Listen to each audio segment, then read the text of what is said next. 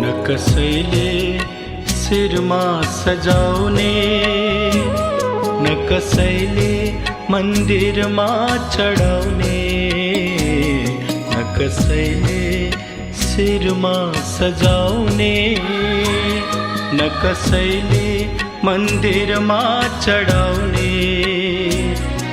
बाटो मुनि फुल्नु पनि कति ठुलो भुल,